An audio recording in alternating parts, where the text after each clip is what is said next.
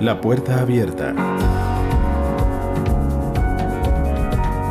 Educación, salud, artes y letras. Todo en un mismo espacio. La puerta abierta. Un programa para los estudiantes del Centro Nacional de Educación Helen Keller. La puerta abierta. Pase adelante.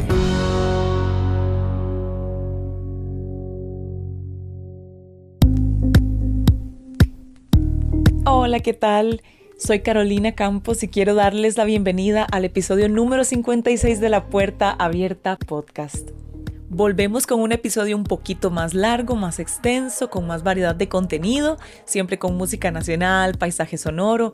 Hoy regresa el segmento La Nota Curiosa con la que vamos a arrancar. También estaremos hablando sobre cómo es el proceso de aprender braille. También regresa la muy emocionante y esperada sección Teatro para tus oídos, en donde tenemos el grandioso honor de contar con la estudiante Marcela Arias, y ella estará interpretando el relato Danzas de Plata. Este relato forma parte de un libro llamado Teman a los vivos, conformado por varios relatos costarricenses que todos tienen que ver con la historia del Sanatorio Durán. Esta semana tendremos el relato Danzas de Plata y en otros episodios escucharemos los demás relatos. Gracias por escucharnos, esto es La Puerta Abierta Podcast. Pase adelante.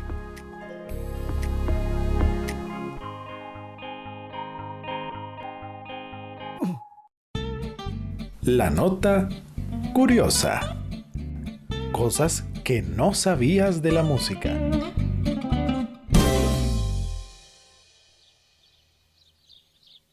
Do, do, sol, sol, la, sol, fa, fa, mi, re, do.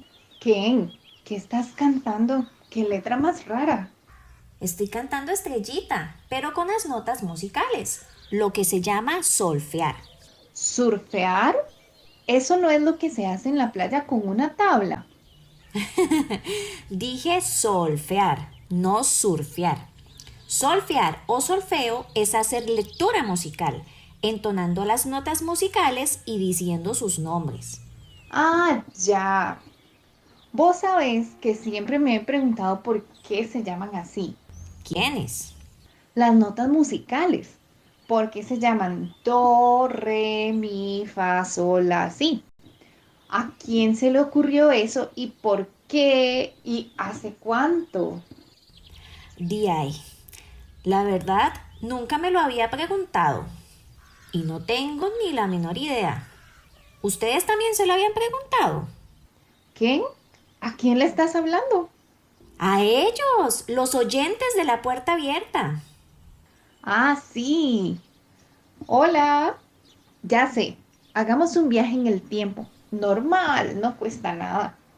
Y les traemos toda la información. ¿Te suena? Di ahí. ¿Es eso o ver Netflix? Entonces, sí, vamos. La música siempre ha estado presente en la vida de los seres humanos, desde hace cientos de siglos. Lo que no siempre ha existido es una forma estándar de escribir las melodías. Entonces, la música debía aprenderse de oído y de memoria. Esto hizo que las personas idearan símbolos que se colocaban sobre los textos para dar una guía aproximada de hacia dónde va la melodía. Por ejemplo, si en esta melodía las notas suben y bajan, se escribían líneas, flechas o puntos que indicaban la dirección de la música. Lo que pasa es que no era muy exacto, era muy ambiguo y una canción que daba a la memoria y posibilidades del músico. Esto fue una preocupación importante dentro de la Iglesia Católica, ya que los monjes debían aprenderse cientos de cantos litúrgicos en latín, cuya melodía no estaba escrita. Debían recordarla con gran precisión y esto no siempre era así. Es entonces donde llegamos al siglo XI, a Italia, y encontramos a un monje y maestro de música, Guido d'Arezzo.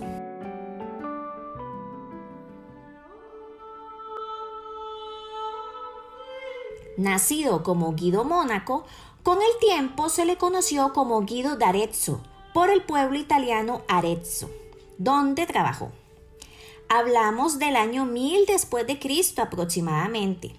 Los años de su nacimiento y muerte no se conocen con exactitud.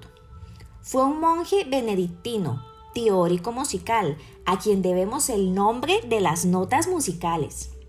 Trabajó varios años en abadías, desarrollando y enseñando métodos de canto y de teoría musical para enseñar a los monjes. Escribió 2 importantes libros sobre la enseñanza del canto. En el primero habla sobre el sistema linear, sobre una línea roja que según Guido representaba la nota fa. Servía de referencia para colocar y entonar sonidos.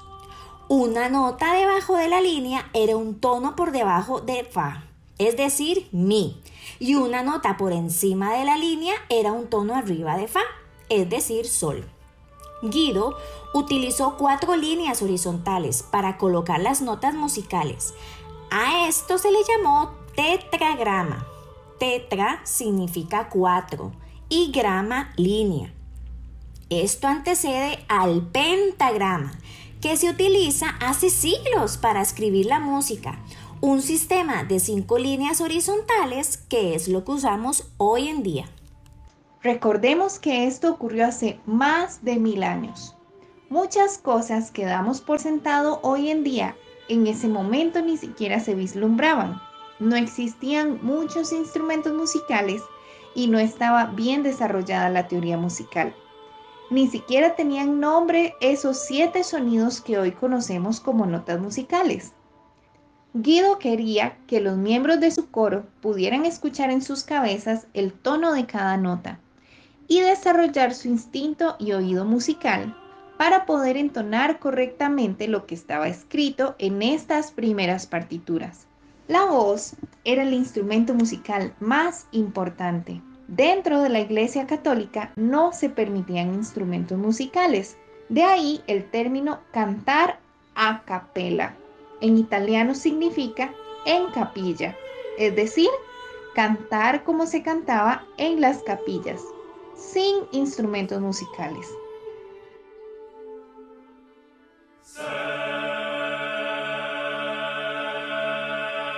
Por esto es que era tan importante desarrollar un sistema de lectoescritura musical para aprender debidamente los cantos sagrados de la Iglesia, conocidos como cantos gregorianos.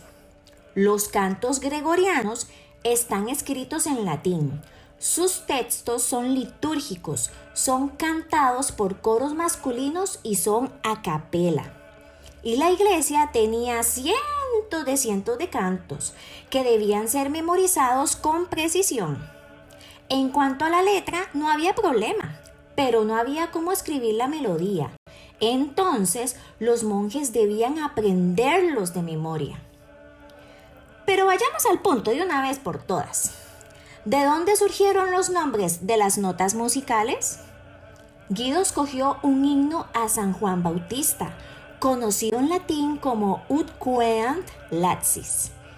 Del inicio de cada estrofa, Guido tomó la primera sílaba y se la dio a cada sonido o nota. El himno a San Juan Bautista dice así: Ut queant laxis, resonare fibris, mira gestorum, famuli tuorum, solve polluti, labi reatum, sante Ioannis. Ahora, escuchémoslo cantado. Ut queant laxis, resonare fibris, mira gestorum, famuli tuorum, solve polluti, labi reatum, sante Ioannis.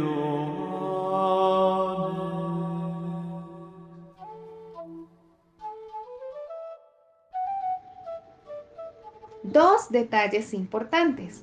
La nota do no se llamaba así, se llamaba ut. que es el inicio del himno, y por varios siglos la escala musical se cantaba ud, re, mi, fa, hasta que en el siglo XVII, en los años 1600, el maestro Giovanni Battista Doni sustituyó la sílaba ud por do, puesto que era más fácil de cantar. ¿Y por qué do? Algunos dicen que lo tomó de la palabra dominus, señor en latín, y otros dicen que lo tomó de su propio apellido, Doni. Pero me imagino que notaron que falta mencionar la nota si. Sí lo notaron. Para el siglo XI, en la época de Guido d'Arezzo, la nota si no formaba parte de la escala y no se le nombró. Pero siglos más tarde, otro músico, Anselmo de Flandes, dio nombre a esta nota, si, basándose en el mismo himno a Juan Bautista que usó Guido. Este termina con la frase Santes Ioannes.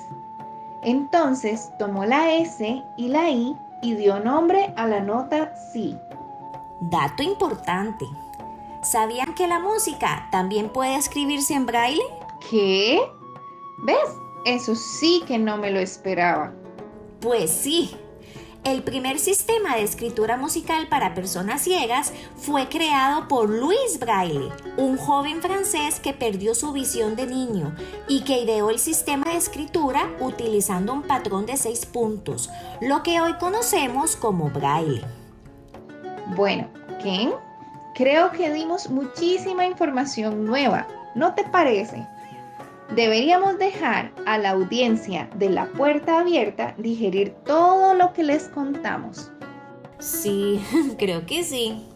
Y bueno, los vamos a dejar con un poco de paisajes sonoros y música para que descansen. Pero después se viene más información para aprender. Esperamos les haya gustado. Sí, muchas gracias por escucharnos y continúen escuchando La Puerta Abierta Podcast. La Puerta Abierta.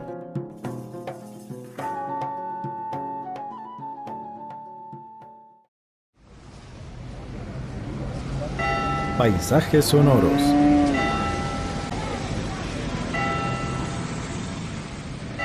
Así suena el paisaje sonoro de Avenida Central, en San José.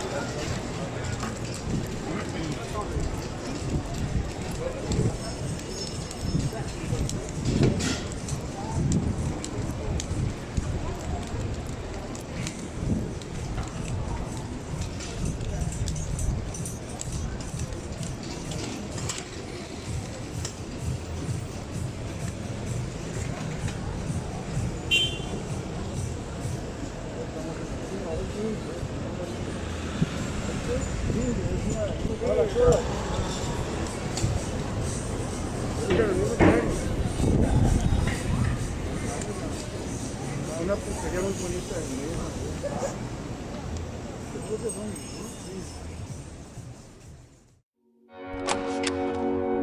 medio. Está escuchando La Puerta Abierta.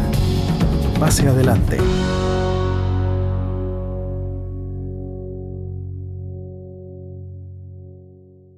Hola, yo soy Monique de la banda Mondeville y quiero invitarles a escuchar nuestra canción El Gato Callejero, que viene en nuestro EP llamado El Gato Callejero. Y si quieren conocer un poco más de la banda, nos pueden encontrar en Facebook, Instagram y YouTube. Saludos y sigan escuchando La Puerta Abierta Podcast.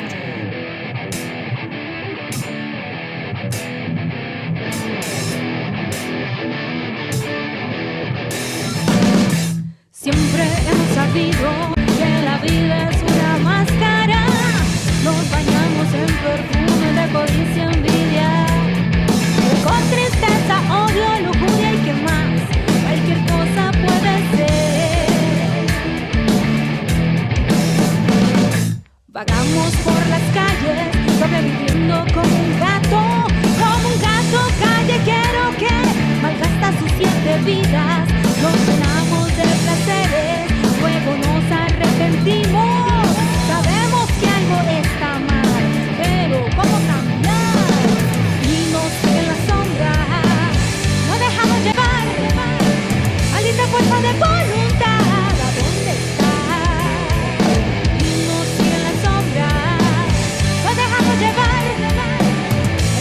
de voluntad, ¿a dónde está?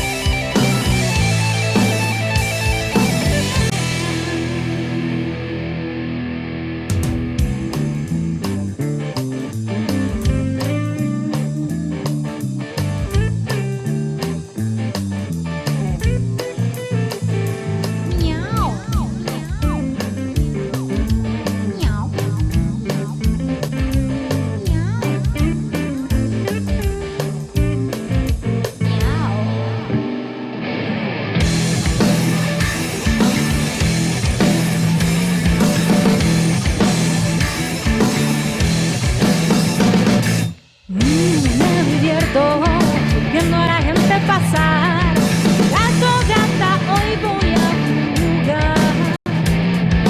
Venga, yo le digo, solo por hoy no tiene que pagar. ¿Qué quiere? Yo le consigo. Solo un toque más. Y no sigue la sombra. No dejamos llevar, maldita fuerza de voluntad, ¿a dónde está? Y no sigue la sombra, no dejamos llevar, maldita fuerza de voluntad, ¿a dónde está?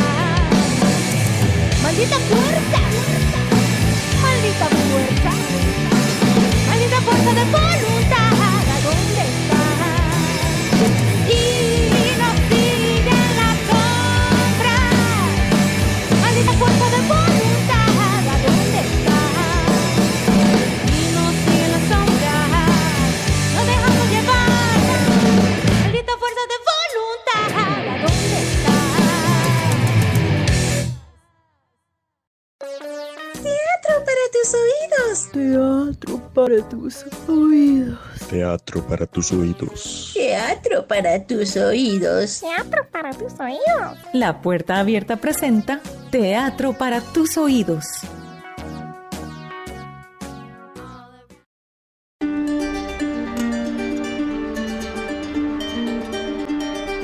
Danza de Plata, de Miriam Brenes. Esta historia se remonta a principios del siglo XX, cuando el doctor Carlos Durán se convenció plenamente de crear una institución médica que atendiera a las personas con tuberculosis, debido a la alta incidencia que esta enfermedad tenía en Costa Rica. Las graves consecuencias incrementaron los niveles de mortalidad en la población.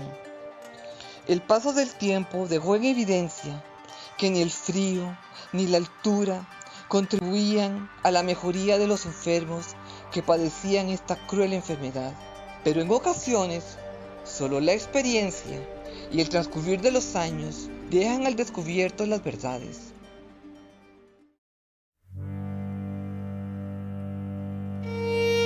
En aquel entonces, el doctor Durán tuvo la certeza que un centro médico situado en un lugar alto y fresco, entre otras características, ayudaría al tratamiento de los enfermos. Una dolorosa noticia fue la que determinó al doctor Durán cuando diagnosticó a su tercera hija, Elena, la terrible enfermedad. Al no existir en el país un centro de atención para tratar las dolencias de su amada hija, en 1903 decidió partir con su familia hacia Nueva York, al sanatorio Loomis, fundado por el doctor Charles Loomis. El destino marcó a ambos doctores, que habían sido compañeros de estudio y trabajo en el Hospital Guy's, en Inglaterra, con el sufrimiento de ver a sus hijos aquejados por aquella enfermedad.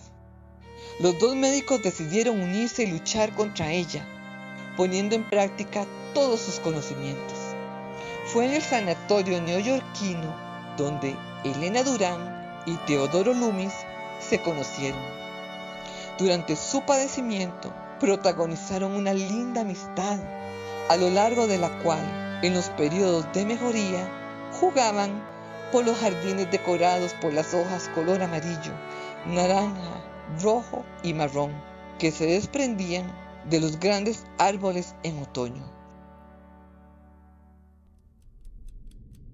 Luego las horas pasaban con lentitud, escuchando a las enfermeras y cuidadoras que leían libros a los jóvenes pacientes, mientras la enfermedad se apoderaba rápidamente de la poca salud que le restaba a los enfermos amigos. El cariño y el amor hacían lo propio en sus corazones. La amistad pasó a convertirse en una gran historia de amor que duró muy poco tiempo, ya que los latidos del corazón del joven Teodoro se fueron apagando. Murió en una noche de luna llena en el mes de abril, en su habitación del sanatorio. Esto ocasionó que la salud de Elena se complicara, pues ahora no solamente luchaba contra la terrible enfermedad pulmonar, sino también contra el enorme dolor que sentía en su corazón por la partida de su amado Teodoro. Pero el tiempo fue fiel, testigo de la lenta recuperación del joven, que tras meses de valiente lucha, mejoró satisfactoriamente. Su familia, entonces, programó el regreso a Costa Rica, para que Elena se internara en el nuevo sanatorio, que gracias a los esfuerzos del doctor Durán, se estaba construyendo en las faldas del volcán Irazú. Por desgracia, en 1918, tras el largo viaje de regreso y el cambio a otro ambiente en las tierras altas del norte de Cartago, las frescas brisas y las bajas temperaturas, contrario a lo que el doctor Durán y los creadores del sanatorio creían, se encargaron de que la joven Elena sufriera una recaída. Su vida estaba en peligro de nuevo. En las noches oscuras, la luz plateada de la luna llena era la única iluminación en los fríos dormitorios de paredes blancas del hospital, ya que el fluido eléctrico en esa época solo funcionaba por 3 horas. El trayecto que comunicaba el pabellón de varones con el de las mujeres era un largo pasillo decorado con bellos mosaicos de color amarillo, con figuras combinadas de cuadros y triángulos en tonos de café con verde, que en el día lo hacían lucir muy alegre. Fue por este pasillo donde muchos comenzaron a asegurar haber visto la silueta de un hombre muy joven que cargaba en sus manos una pieza de metal rojo con forma de cruz con doble barra horizontal, conocida como la Cruz de Lorena, símbolo de las cruzadas y de la lucha contra la tuberculosis. Según decían, la enigmática figura se desplazaba lentamente por los pasillos del enorme sanatorio hasta llegar a la habitación donde Elena Durán, postrada en su cama, sostenía una fuerte batalla entre grandes ataques de tos que le querían arrebatar el aliento. Una mañana, Elena contó a su padre que desde hacía varias noches veía en sus sueños a su amado Teodoro, quien le decía: «Mi adorada Elena, he venido a buscarte para estar cerca de ti. Aún no es el tiempo de que partas conmigo, pero yo estaré con ustedes en este hermoso lugar, dejando mi recuerdo para siempre». «Padre», dijo Elena, «creo que esto es más que un sueño. Yo siento que Teodoro está aquí en el sanatorio con nosotros». «¿Cómo, hija mía?», replicó su padre, terriblemente preocupado, pues creyó que la enfermedad de Elena estaba empeorando y que ella alucinaba con su gran amor. Pero en las noches siguientes comenzó a escucharse el rechinar de las ruedas de los catres o las camas de metal, que misteriosamente se trasladaban solas por el pasillo que comunicaba a la sala de operaciones, donde alguien se encargaba de aplicar procedimientos a los pacientes que se encontraban en condición crítica. Uno de estos procedimientos era la sangría, un método quirúrgico utilizado en épocas antiguas que consistía en desalojar la sangre pútrida del pulmón enfermo, utilizando lancetas o cuchillos puntiagudos de metal para drenar los accesos pulmonares. Otro misterio que se presentó en esas noches fue el delicioso olor a pino que quedaba impregnado en los techos y las paredes de madera, el cual se atribuyó también al misterioso personaje. Se decía que el aroma era producido por los vapores de sandáraca, la resina del árbol de pino, utilizada para descongestionar las vías respiratorias de los pacientes. Una vez que el desconocido médico nocturno finalizaba los procedimientos en los pacientes, colocaba en el respaldar de la cama unas monedas perforadas y amarradas con un mecate de color rojo, como símbolo de que el paciente pronto sanaría. El personal del sanatorio, ante estos hechos y las sanaciones tan misteriosas, decidió aprovechar aquellas monedas y las utilizó como medio de control del contagio de la peligrosa enfermedad, de manera que se logra diferenciar cuáles eran las monedas que procedían del sanatorio y que se diferenciaran de las demás, con el fin de evitar el contagio. El doctor Durán era un hombre de verdades absolutas a causa de su profesión. Incluso tras considerar la evidencia de lo que sucedía por las noches en el sanatorio y los extraños sueños de su hija, se resistía a aceptar que hubiera en el sitio una presencia extraña. Suponía que algún colega suyo, por razones misteriosas, se las ingeniaba para llevar a cabo las curaciones nocturnas sin ser descubierto. De lo que estaba convencido el doctor Durán era de que pronto tendría que despedirse de su hija, Elena, pues la enfermedad se agravaba cada día más. Fue en otra noche de luna llena, cuando el destino decidió que la vida de la joven Elena llegaría a su fin.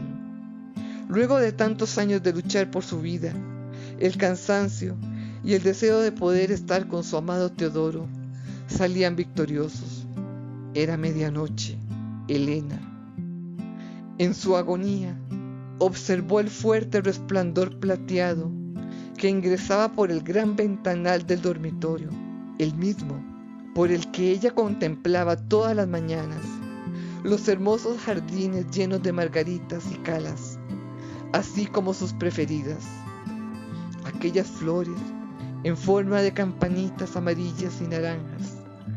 Haciendo un gran esfuerzo y con su precario estado de lucidez, ella trataba de adivinar cuál de las hermosas flores del jardín destellaba con ese brillo plateado, cuando percibió un leve susurro en su oído y una fuerte presión en su corazón.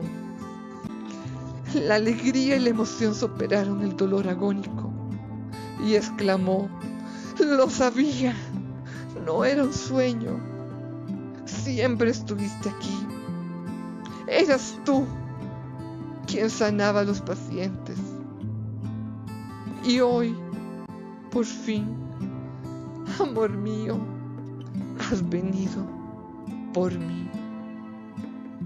Así es, mi niña de los jardines de colores, ha llegado la hora, se acabó el sufrimiento. Desde hoy estaremos juntos por siempre. No temas, mi amada Elena. Contaban los pacientes del sanatorio que sobrevivieron el terrible mal, muchos de ellos, tal vez gracias a la mano salvadora del misterioso doctor, cuya identidad nunca fue conocida, que en los pasillos del enorme centro médico se podía ver un par de siluetas que caminaban tomadas de la mano, sujetando la cruz de Lorena, hasta llegar a la azotea del pabellón de mujeres, y ahí se les veía danzar abrazados, bajo una luz plateada, al compás del arrullo de la brisa que se deslizaba entre las copas de los cipreses y los pinos, y luego sobre los bellos jardines que rodeaban el impresionante edificio. Muchos se preguntaban si hoy, al visitar al antiguo y abandonado Sanatorio Durán, se podrá ver todavía los fantasmas de estos dos personajes. La respuesta es que sí.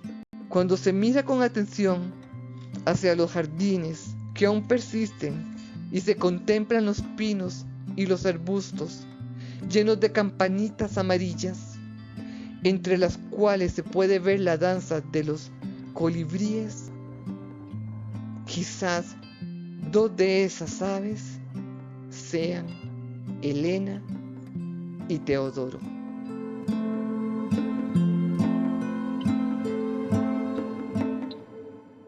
La puerta abierta. Bueno, quería contarles que estoy en el proceso de aprender braille y para esto la profesora Lucía Ramírez me está dando unas clases. Así es que me puse a grabar una de las sesiones donde ella está haciendo toda la introducción y las generalidades sobre el braille y el proceso. Así es que, ¿qué les parece si escuchan cómo me está yendo en estas clases? Bueno, Caro, hoy vamos a explicarte un poco de qué se trata el braille y una de las formas de cómo enseñarlo, porque cada docente o cada persona, ¿verdad?, puede apropiar su propia metodología o su propia forma de brindar el braille. Nos vamos a concentrar mucho en este caso cómo enseñar a una persona vidente braille, ¿verdad? Porque no es lo mismo enseñarle a una persona que no ve que a una que sí ve. O una que ve poco. O una que ve poco también. Este es un método de escritura y de lectura, ¿verdad?, que se emplea mediante un código táctil y, como lo dice el nombre, ¿verdad?, está derivado del apellido de su creador, Louis Braille. Empezó en realidad por Valentin Ajuy. ¿Quién era ese señor? Todos estos señores eran franceses en realidad. Todo esto se desarrolló en Francia. Él notaba que había gente, mucha indigencia en la calle, gente que andaba por todos lados, ¿verdad? Entonces, él como que se interesa qué atención se le estaba dando a estas personas.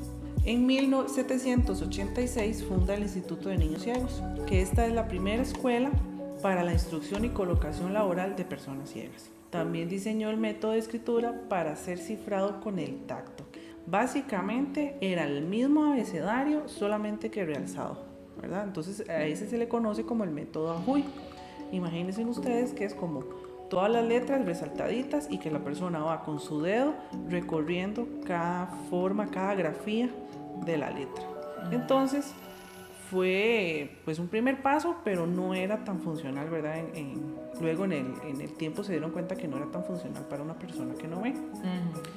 O sea, tenían que ir letra por letra para ir sabiendo, mira, esta es la A, esta es la B, entonces era un poco lento. Luego viene Charles Bavier, este señor que en 1821 visitó la escuela. La que fundó Ajuy. Para presentar un nuevo sistema de lectoescritura, la sonografía Bavier, así es conocida este método. Este sistema de que trataba es una cuadrícula de 6x6 en la que cada cuadro correspondía a un fonema determinado en francés. Asimismo, en cada cuadro venían representadas 2 columnas paralelas de un máximo de 6 puntos cada uno. Entonces imagínense también que este método, la sonografía Bavier, se parece mucho al braille, sin embargo era muy largo, ¿verdad? Louis Braille es una persona que nació en Coupray, Francia, en 1809. Louis Braille a los 12 años empieza a intentar aprender el método de Bavier, pero lo analiza como una persona que no ve, ¿verdad? Y tal vez Bavier era una persona que sí veía, entonces no es la misma percepción de las cosas. Louis Braille perfecciona el método y lo reduce de 12 a 6 puntos y lo transforma en el alfabeto. Y luego el método Braille es el que utiliza 3 puntos en el lado derecho de la celdilla y 3 puntos en el lado izquierdo de la celdilla. ¿Cómo se forman las letras? Bueno, cada una de las celdillas, cada punto está numerado. En el lado izquierdo está el 1, 2, 3. En el lado derecho 4, 5, 6. O sea, de arriba para abajo, digamos. Ajá, de arriba para abajo. Me visualizo 6 puntos. Del lado izquierdo, el primer punto arriba sería el 1, abajo 2, abajo 3, y luego arriba, a la derecha 4, 5 y 6. Sí. Visualiza así como un rectángulo, podríamos decirlo, dentro de un rectángulo, así en vertical, ¿verdad? Ahí va colocada en cada columna los 3 puntos. La combinación de esos puntos en cada celdilla es lo que me hace una letra del alfabeto en braille. No sé si me explico. Por ejemplo, el punto 1 es la letra A. El punto 1, 2 es la letra B. El punto 1 y 4, podríamos visualizar lo que están a la par, ya es la letra C. Cada celdilla significa una letra del alfabeto. Entonces, para yo poder formar la palabra casa, por ejemplo, requiero de 4 celdillas diferentes, ¿verdad? Que me representa cada letra del abecedario. Y es que también hay signos de puntuación, ¿verdad? Exactamente, hay signos de puntuación, comas, hay signos de suma, de resta, hay signos de exclamación, hay signos, por ejemplo, como en el código matemático. Si ustedes se preguntan cómo son los números son las primeras 10 letras del abecedario, solamente que se le antepone un signo, puntos 3, 4, 5 y 6, tenemos que anteponer siempre ese signo antes de cada letra para que se transforme. Ya sabe que si está antepuesto ese signo, no es una letra, es un número. ¿Sabes a qué me recuerda estas celdilla? ¿Verdad? ¿Celdilla se le llama? Hay a los puntitos. personas que le dicen celdilla, hay personas que le dicen casilla. Que me recuerda 2 cosas. Me recuerda como el Lego, la figurita de Lego. Exactamente, sí. Y me recuerda también como los dominó. Sí, se parece mucho al dominó por ejemplo, de los 6. No es un idioma, ni una lengua, ni un lenguaje. El braille es un alfabeto. Una persona vidente que aprende braille para enseñarle a otra, lo aprendemos de forma visual. Por eso es tan importante lo de aprenderse la numeración del braille que te está explicando ahora, del 1, 2, 3, 4, 5, 6, porque yo tengo que aprenderlo de esa manera para luego explicárselo bien al estudiante. Unas curiosidades que te quería también comentar, Caro, que las terminaciones nerviosas de la yema del dedo, ¿verdad?, están capacitadas para captar este tamaño. ¿Cómo se tildaban las palabras o que si no importaban las tildes en el braille? No, todo tiene que ir bien, ¿verdad? Como escribimos nosotros, así también se tiene que ir en braille. ¿Con qué? Con los signos de puntuación, con la ortografía, todo tiene que ir con cada signo. Digamos, la A tilde no es la misma que les expliqué al inicio, ¿verdad? Que es solamente el punto 1. La letra A ya es otra combinación de puntos. La E, la I, la U tilde son diferentes signos también de los que les expliqué al inicio. Tienen que ir con todos sus signos como se debe escribir, ¿verdad? Las palabras, no pueden haber errores ortográficos. Y en el caso de las mayúsculas, no importan las mayúsculas. La mayúscula sucede lo que te expliqué ahora, que tiene que anteponerse un signo antes de la palabra para yo saber que eso es una palabra que empieza con mayúscula. Por ejemplo, el inicio de la oración, los nombres propios, las siglas. Por ejemplo, a la C de tu nombre Carolina, entonces se pone 4, 6 y ya se escribe tu nombre Carolina y ya la persona sabe que esa C es en mayúscula. Todo tiene que tener una adaptación, ¿verdad? Como por ejemplo lo del signo de la raíz, el signo del rayo, el signo de los números reales. Todo tiene que tener un signo para que la persona sepa y se ubique de qué se está hablando. La musicografía braille o el código de química, ¿verdad? Que también es otro tipo de simbología. ¿Cómo se prepara, cómo se empieza a trabajar con una persona que tiene discapacidad visual para empezar a aprender braille? Porque es mucho más fácil verlo y aprendérselo visualmente como lo hacemos nosotras, como lo estoy haciendo yo, que captar toda esa información de los puntos en un dedo. Hay que también analizar cómo está el tacto de esa persona, en primer lugar. ¿Por qué? Porque puede ser que esa persona haya tenido en su vida un trabajo, ¿verdad?, tal vez muy tosco o que le haya afectado un poco la sensibilidad en sus manos. Hay que considerar también si la persona tiene diabetes, porque a veces también influye en que la persona sienta o no bien los signos o algún otro tipo de enfermedad o condición neurológica que a veces nos pasa, que, ¿verdad?, tal vez la persona no tiene esa sensibilidad tan fina. Obviamente no es algo que de la noche a la mañana, porque yo perdí visión o porque yo nací sin visión, ya tengo una sensibilidad al tacto, ¿verdad? No es así. Todo en esta vida, así como el oído, que eso es otro mito, ¿verdad? Que creen que porque es ciego tiene una super audición y no es así. O sea, tiene que entrenarse. Entonces, ¿cómo se da un entrenamiento o cómo se da un apresto? Como le enseñamos tal vez incluso a los niños a empezar con ciertas actividades, empezar a tocar cosas concretas, por ejemplo, objetos en tercera dimensión, que empieza a discriminarme entre figuras geométricas, objetos de uso común, todo lo que sea que la persona discrimine y pueda diferenciar con su tacto. Ya luego puedo hacer trabajo con plasticina, puedo hacer trabajo con harina, que saque objetos de, por ejemplo, de arena o que saque objetos de harina, ¿verdad? Otra de las actividades, por ejemplo, es discriminar entre semillas. ¿Qué dedos van a usar? ¿Usan el dedo más grande?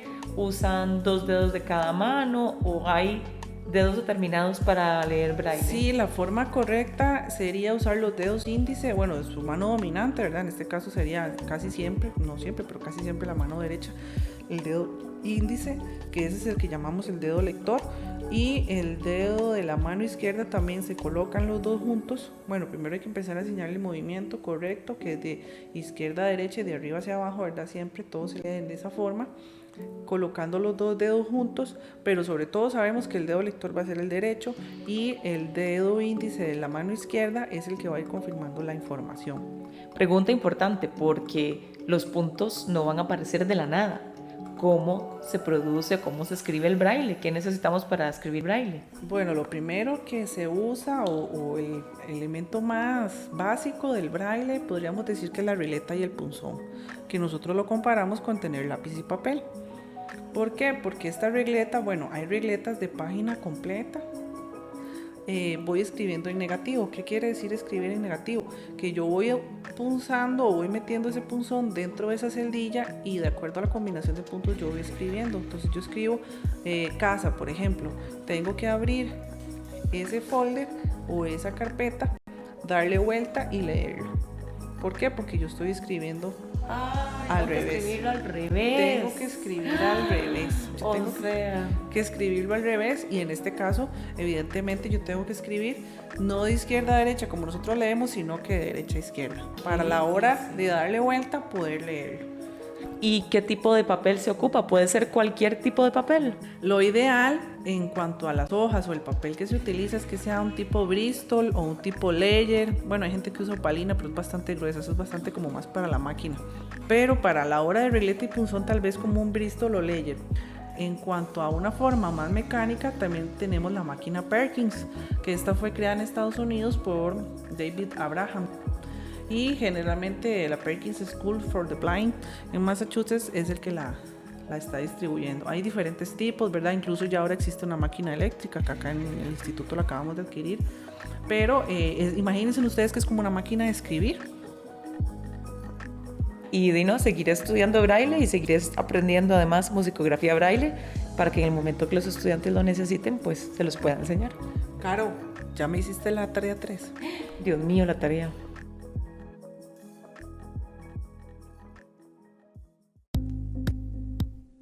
Gracias a la profesora de servicio de baja visión, Lucía Ramírez, por colaborarnos en este segmento sobre cómo se enseña y se aprende el braille. También una felicitación y un agradecimiento al estudiante Marcela Arias, quien como la más artista nuevamente vuelve a Teatro para tus oídos, narrando este relato costarricense. Y un agradecimiento muy especial a 2 profesoras de música, quienes por tercera vez colaboran con La Puerta Abierta a través de sus voces y de su talento de artistas para interpretar la historia de la música. Ellas son Kendi Calvo y Danisa Chávez. A ellas un gran abrazo y toda la gratitud de parte de La Puerta Abierta Podcast y las personas que estamos aprendiendo gracias a ellas. Esperamos que estén muy bien y que hayan disfrutado de este episodio. ¡Chao! Síganos en YouTube. La Puerta Abierta Podcast.